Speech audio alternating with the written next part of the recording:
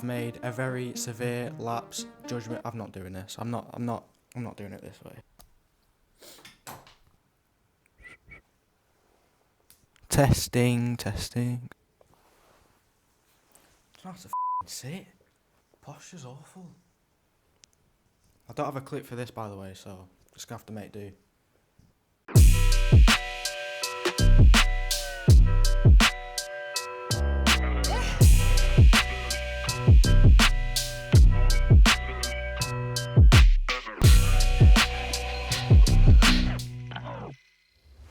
Life, it has its ups and downs.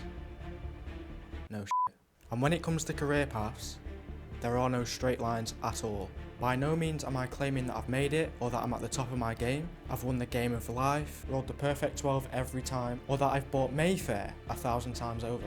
But what I have done is got my first step in the door. I've initiated my journey and got my first proper job at Viddyoze.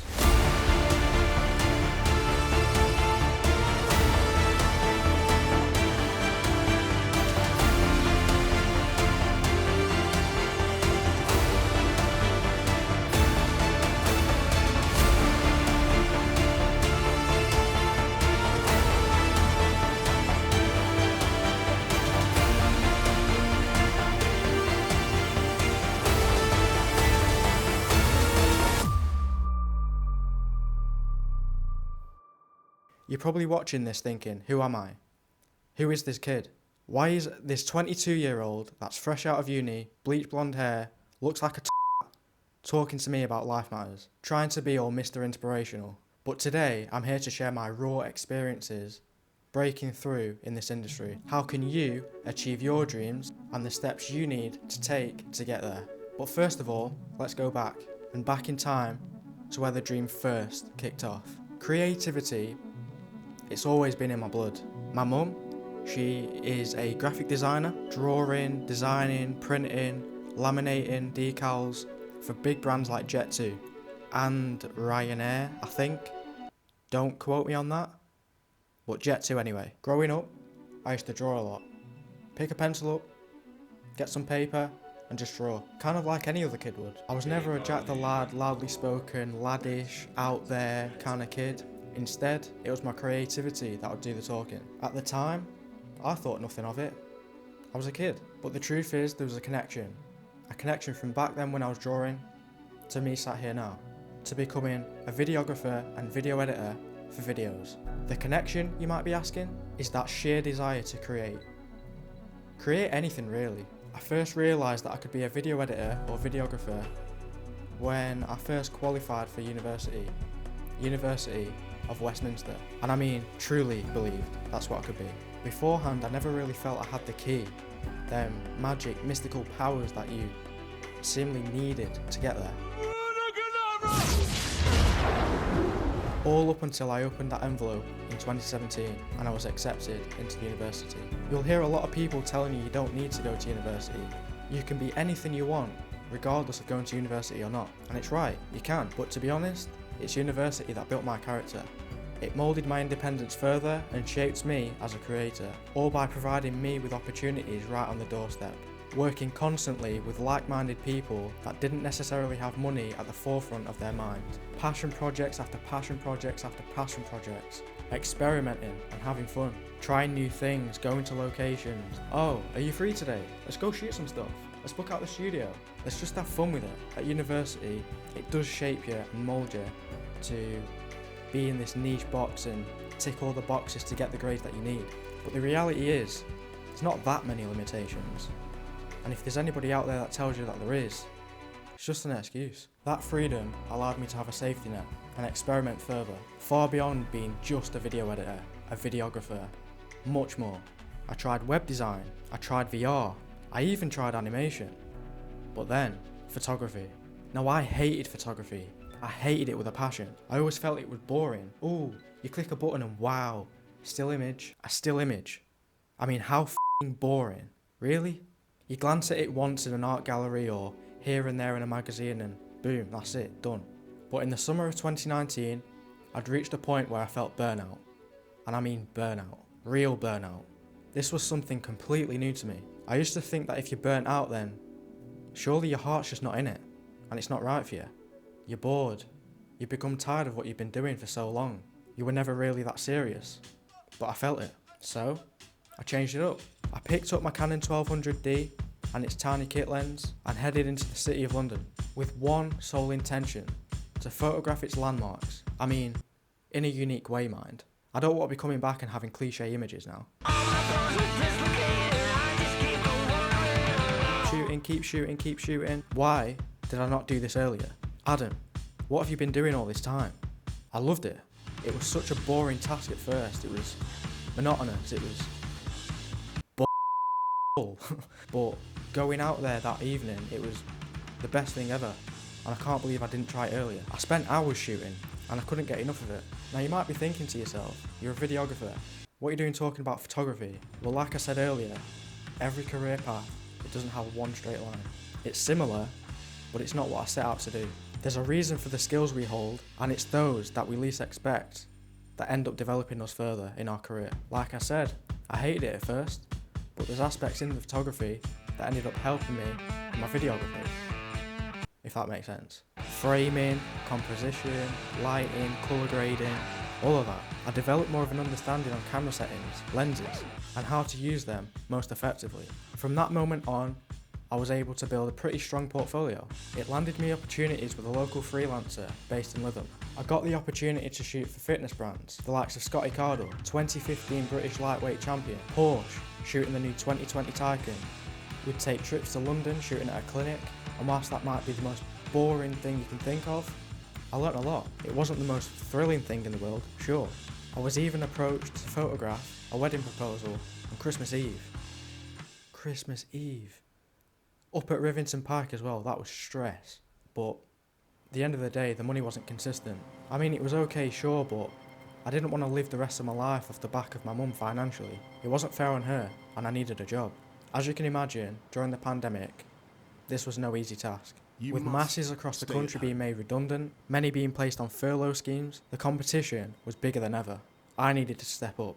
Hours, weeks, months I'd spend on my portfolio, building my website, perfecting my CV, personal statement, all that kind of stuff. I applied for job after job after job. Nothing. I got past a few interview stages, sure. A few assessment stages, sure. But I didn't get that end goal, a job. It was becoming frustrating. I felt I was doing everything possible, but the reality was, I wasn't. I just wasn't. My mum had always told me, it's who you know, not what you know. And I thought nothing of it. I thought, yeah, it's just a phrase that everyone just tosses about and there you go. But one morning, I woke up with one of them automatically generated emails from Indeed. You've probably seen them. It was one of them application update things. There was just a long list, a red cross, not selected, not selected. I felt as though this dream was slowly slipping away. So, I changed it up again. Started sending out loads of emails. I searched high and low for media companies in the north, and I eventually came across this one dude in Preston. He was working as the lead DOP for a brand called Viddyoze. I recall looking at his profile on LinkedIn, and I remember seeing this post about his need for wanting to recruit a video editor for the brand. His name was Dan Stoner. You might know him. So I got an email together. A couple of my recent projects, showreel, that kind of thing. My mum helped me a lot with this. We went through draft after draft to get this email spot on. So many hours were spent on this email. I needed this job. And then eventually, I sent it. I proceeded to repeat this process over and over again, researching loads of different people, looking them up on LinkedIn, researching them, researching about the company, sending off emails, and repeating the process basically. I just fired away. I recall almost instantaneously getting an email back from Dan. This must have been an hour or so, if that, from my first email. Morning, Adam. Firstly, thanks for getting in touch and for the detailed email. I've had a look at your website and Instagram, and I'm pretty impressed with your photography and edits. Love your style, very much like mine and in line with Viddyoze. My concern is that your video showreel does not fall in line with your stills work. I can't see what you're capable in terms of editing or filming. On the other hand, I do feel that because of the quality of your stills work, that given the chance and some guidance, I'll be able to bring you up to a decent level. What software and cameras have you used? This is an office-based role in Preston. Are you able to make it into the office? Do you drive? Loads of questions I know, but trust me, I wouldn't be asking if I was not keen to hear more. Cheers dude, Dan. I received that email and I was gobsmacked. It was the hope that I needed, but like he said, he wasn't confident in my video skills. So I had to come up with something. I created a fake project. It was a trailer for the new documentary. You know, it's the one with Joey where he shares his story about Viddyoze and how he built it from the ground up. Within, I think, a 48-hour period, I sent the trailer to Dan. You must stay at home. And the rest was history. I sent the trailer to Dan along with an analysis that he wanted, what went well, what could be improved, etc, etc. I think it's fair to say I went a bit overboard with the emails, but I was eager and I needed this job. It was way too lengthy. Insert "that's what she said." Does that work? That worked, right? That's what she said! Dan loved the trailer, and so he offered me an interview back at the HQ. I was so ecstatic. Nervous, but ecstatic. Apart from my mum, I told absolutely no one. I didn't want that kind of pressure. I didn't want that pressure of failure again. Another failed interview. Oh, not again. I didn't want it. This was only 3 months ago, but it feels like yesterday. The interview was with Tom and Dan, and it was quite an informal interview, but I could tell from the vibe of the place that it was perfect for me. It suited me down to the ground. The vibe felt good. Made me feel this job was for me. I went back to my car, sat in the Premier Inn car park, and I was stressing. First thing I did was rang my mum. I'm not gonna lie, I felt I'd bottled it. I'd f***ed it again. My mum tried to calm me down, de-stress me, do what mums do best, and just release the pressure off my shoulders. I got home, I opened the door, and before you know it, I got a notification. You know, one of them Gmail notification bell sound things? It's one of them. And I knew immediately from that point, it had to be Dan. I read the first few lines, but I couldn't read on. I had to pass the phone to my mum. Hi Adam, it's Dan. Great chat with you this morning, but unfortunately we can't take you to the next stage of the application. Manchester City is still alive here. Balotelli, Aguero! I got the job. My mum trolled me. Of all people, I had gone from believing the dream was dead and buried, completely dead and buried, and feeling so burnt out and that there was no end, to feeling absolutely on top of the world.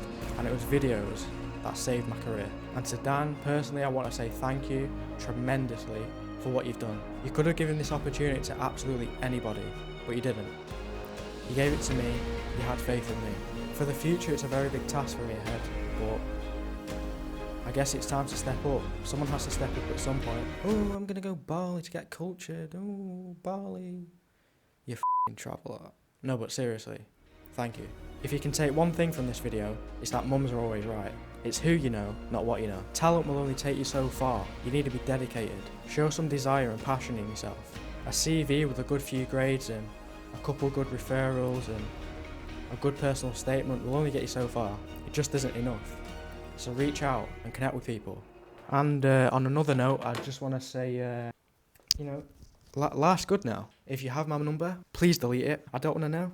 If you send me a message, probably won't read it. Life changed. Peace. That was so awkward.